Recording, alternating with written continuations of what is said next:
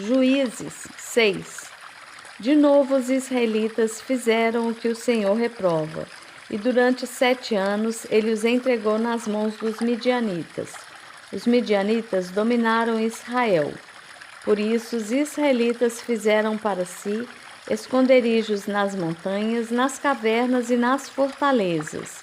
Sempre que os israelitas faziam as suas plantações, os midianitas, os amalequitas e outros povos da região a leste deles as invadiam, acampavam na terra e destruíam as plantações ao longo de todo o caminho até Gaza, e não deixavam nada vivo em Israel, nem ovelhas, nem gado, nem jumentos. Eles subiam trazendo seus animais e suas tendas, e vinham como enxames de gafanhotos. Era impossível contar os homens e os seus camelos. Invadiam a terra para devastá-la. Por causa de Midian, Israel empobreceu tanto que os israelitas clamaram por socorro ao Senhor. Quando os israelitas clamaram ao Senhor por causa de Midian, ele lhes enviou um profeta que disse: Assim diz o Senhor, o Deus de Israel: Tirei vocês do Egito, da terra da escravidão. Eu os livrei do poder do Egito e das mãos de todos os seus opressores. Expulsei-os e dei a vocês a terra deles. E também disse a vocês: Eu sou o Senhor, o seu Deus. Não adorem os deuses dos amorreus em cuja terra vivem. Mas vocês não me deram ouvidos. Então o anjo do Senhor veio e sentou-se sob a grande árvore de Ofra, que pertencia ao abiezrita Joás. Gideão, filho de Joás, estava malhando o trigo num tanque de prensar uvas, para escondê-lo dos midianitas. Então o anjo do Senhor apareceu a Gideão e lhe disse: O Senhor está com você, poderoso guerreiro. Ah, Senhor, Gideão respondeu: Se o Senhor está conosco, por que aconteceu tudo isso? Onde estão todas as suas maravilhas que os nossos pais nos contam, quando dizem: Não foi o Senhor que nos tirou do Egito? Mas agora o Senhor nos abandonou e nos entregou nas mãos de Midian. O Senhor se voltou para ele e disse: Com a força que você tem, vá libertar Israel das mãos de Midian. Não sou eu quem o está enviando? Ah, Senhor, respondeu Gideão, como posso libertar Israel? Meu clã é o menos importante de Manassés, e eu sou o menor da minha família. Eu estarei com você, respondeu o Senhor, e você derrotará todos os midianitas como se fossem um só homem. E Gideão prosseguiu: Se de fato posso contar com teu favor, dá-me um sinal de que és tu que estás falando comigo. Peço-te que não vás embora até que eu volte e traga minha oferta e a coloque diante de ti. E o Senhor respondeu: Esperarei até você voltar. Gideão foi para casa, preparou um cabrito e com uma arroba de farinha fez pães sem fermento. Pôs a carne num cesto e o caldo numa panela.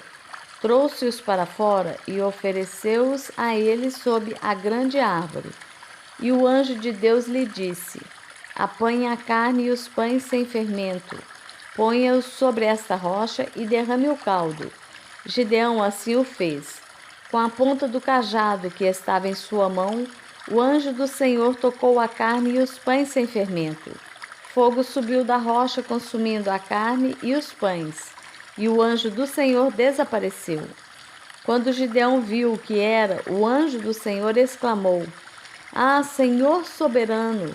Viu o anjo do Senhor face a face. Disse-lhe, porém, o Senhor: Paz seja com você. Não tenha medo, você não morrerá.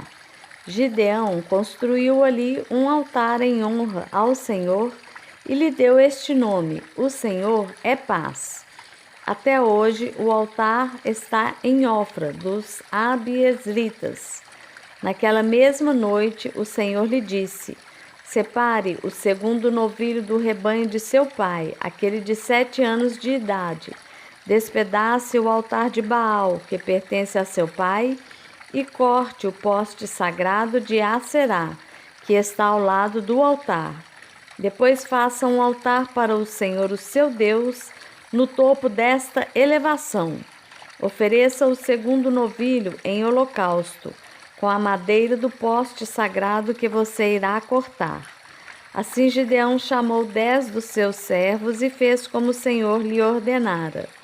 Mas, com medo da sua família e dos homens da cidade, fez tudo de noite e não durante o dia. De manhã, quando os homens da cidade se levantaram, lá estava demolido o altar de Baal, com o poste sagrado ao seu lado cortado e com o segundo novilho sacrificado no altar recém-construído. Perguntaram uns aos outros: quem fez isso? Depois de investigar, concluíram: foi Gideão, filho de Joás. Os homens da cidade disseram a Joás: traga seu filho para fora, ele deve morrer, pois derrubou o altar de Baal e quebrou o poste sagrado que ficava ao seu lado.